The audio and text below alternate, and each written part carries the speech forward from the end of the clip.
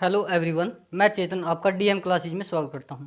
DM classes में आज हमारी साइंस की 14th क्लास है और हमने एटम की शुरुआत कर रखी है। आज हम एटम्स के बारे में आगे बढ़ेंगे। यह क्लास हर प्रतियोगी परीक्षा को नस्तेनाबूद करने के लिए पर्याप्त है।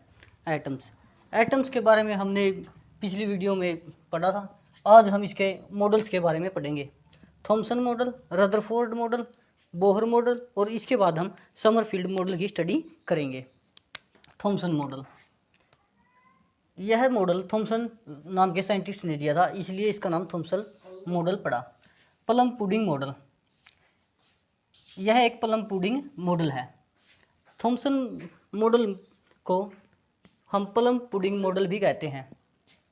इसने एटम को न्यूट्रल कहा कि एटम है जो हमारा वह न्यूट्रल फॉर्म में पाया जाता है।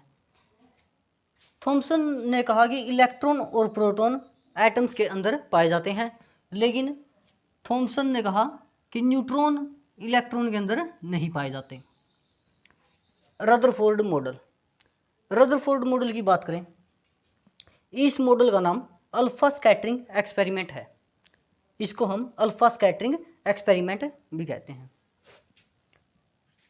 इसने कहा कि एटम्स के अंदर न्यूक्लियस पाया जाता है और अल्फा पार्टिकल भी पाए जाते हैं। ड्रॉबैक्स, रदरफोर्ड की कुछ ड्रॉबैक्स हैं मॉडल की, जो इस प्रकार हैं। रदरफोर्ड ने बताया कि जैमन इफेक्ट के बारे में नहीं बताया। जो जैमन इफेक्ट है हमारा, वो मैग्नेटिक फील्ड में पाया जाता है। जैमन इफेक्ट मैग्नेटिक फील्ड के अंदर पाया जाता है। और रदरफोर्ड ने स्टार्क इफेक्ट के बारे में भी नहीं बताया था। स्टार्क इफेक्ट हमारा इलेक्ट्रिक फील्ड में पाया जाता है। जैमन इफेक्ट और स्टार्क इफेक्ट, इन दोनों के बारे में रदरफोर्ड ने नहीं बताया। और रदरफोर्ड ने एटम की एक गलत व्याख्या भी की थी। Electron losses it's energy while revolving around the nucleus, यह रदरफोर्ड द्वारा गलत व्याख्या थी। उसने कहा था कि जब इलेक्ट्रॉन अपनी एनर्जी खो देते हैं तो न्यूक्लियस के चारों ओर घूमते हैं। इसके बाद हम बोहर मॉडल के बारे में पढ़ेंगे। बोहर मॉडल, इसने सेल के बारे में बताया। सेल को एन से डिनोट किया, जिसे हम हिंदी में कक्षा कहते हैं। यह साइज ऑफ एटम के बारे में बताती है, यानी एटम का साइज बताती है। और ऑर्बिटल की बात करें, ऑर्बिटल को हम एल से डिनोट करते हैं, इसे हम हिंदी में कक्षक कहते हैं। यह एटम की शेप को बताता है, यानी शेप ऑफ एटम, यानी एटम की शेप किस प्रकार की है हमें ऑर्बिटल के द्वारा पता चलता है। हम एटम की बात करें, n = 1, 2, 3 और 4। एटम के अंदर सेल पाए जाते हैं और सेल के अंदर इलेक्ट्रॉन पाए जाते हैं। इलेक्ट्रॉन रिवॉल्व करते हैं, घूमते हैं। n = 1 है, फिर इसके बाद 2, इसके बाद 3, इसके बाद 4, यानी n की वैल्यू 1 है तो इसे हम k कहते हैं। और n की वैल्यू 2 है तो l, n की वैल्यू 3 है तो हम m, और n की वैल्यू 4 है तो n कहते हैं। इलेक्ट्रॉन का बेसिक फार्मूला 2n² है। इलेक्ट्रॉन बढ़ाने का सूत्र, यानी कि इलेक्ट्रॉन बढ़ाने का सूत्र हमारा 2n² है। हम n की बात करें, n को हम मेन क्वांटम नंबर कहते हैं। मेन क्वांटम नंबर, मुख्य क्वांटम संख्या। और l को हम एजीमुथल क्वांटम नंबर कहते हैं। इसके बाद हम m की बात करें, m हमारा मैग्नेटिक क्वांटम नंबर है। और s की बात करें, s हमारा स्पिन क्वांटम नंबर है। इसके बाद हम समरफील्ड मॉडल के बारे में पढ़ेंगे। समरफील्ड मॉडल, यह हमारा इलिप्टिकल मॉडल है, जिसे हम प्रबलाकार मॉडल भी कहते हैं। प्रबलाकार मॉडल। इसके बाद हम एटम से कुछ मुख्य जानकारी प्राप्त करेंगे, जो हमें क्वांटम नंबर और इलेक्ट्रॉनिक कॉन्फ़िगरेशन निकालने में सहायता प्रदान करेगी। क्वांटम नंबर और इलेक्ट्रॉनिक कॉन्फ़िगरेशन के बारे में हम अगली कक्षा में डिस्कस करेंगे। एटम्स की कुछ मुख्य जानकारी।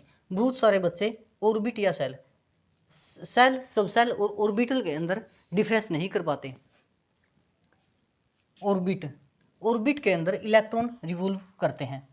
ऑर्बिट या सेल, सेल के अंदर सब सेल पाए जाते हैं और सब सेल के अंदर ऑर्बिटल पाए जाते हैं।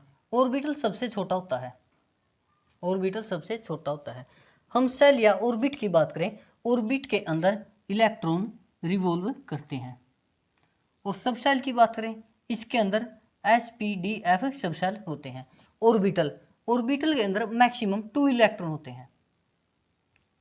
ऑर्बिटल के अंदर हम मैक्सिमम 2 इलेक्ट्रॉन भर सकते हैं।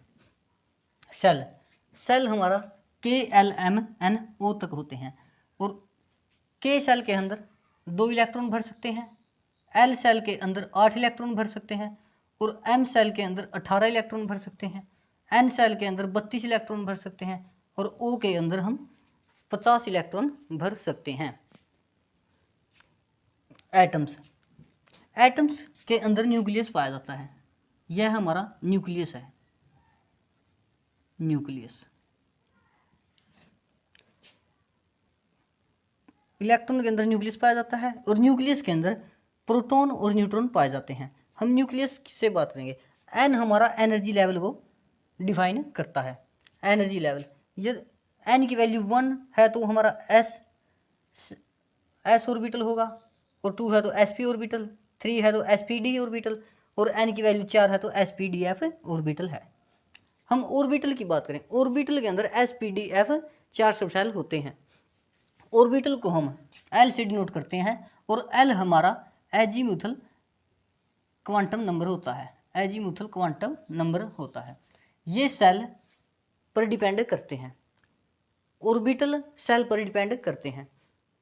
जब हमारा एजीमुथल क्वांटम नंबर 0 है तो हम S सब सेल के अंदर 2 इलेक्ट्रॉन भर सकते हैं। जब हमारा एजीमुथल नंबर 1 है तो हम P सब सेल के अंदर 6 इलेक्ट्रॉन भर सकते हैं और D के अंदर हम 10 इलेक्ट्रॉन भरेंगे जब एजीमुथल नंबर हमारा 2 होगा। F के अंदर हम 14 इलेक्ट्रॉन भरेंगे जब हमारा एजीमुथल नंबर 3 होगा।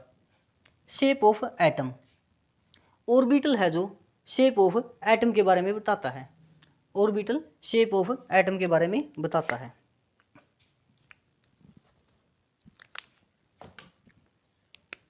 हम एस ऑर्बिटल की बात करें, यानी कि यह हमें स्फेरिकल शेप देता है, ये हमारी स्फेरिकल शेप है। और पी की बात करें हम, पी सब सेल, इसकी डंबल शेप है, डंबल शेप, डंबल शेप को हम इस तरह दर्शाएंगे। और डी की बात करें हम, डी सब सेल की डबल डंबल शेप, इसकी डबल डंबल शेप है। और एफ की बात करें हम, इसकी ट्रिपल डंबल शेप है, ये हमारी ट्रिपल डंबल शेप है। इसके बाद हम क्वांटम नंबर और इलेक्ट्रॉनिक कॉन्फ़िगरेशन को अगली कक्षा में डिस्कस करेंगे। एटम्स की जो हमने मुख्य जानकारी प्राप्त की है, ये जानकारी हमें क्वांटम नंबर और इलेक्ट्रॉनिक कॉन्फ़िगरेशन निकालने में सहायता प्रदान करेगी। आज के लिए इतना ही पर्याप्त है। आज मैं अपनी वाणी को यहीं पे विराम देता हूँ। धन्यवाद।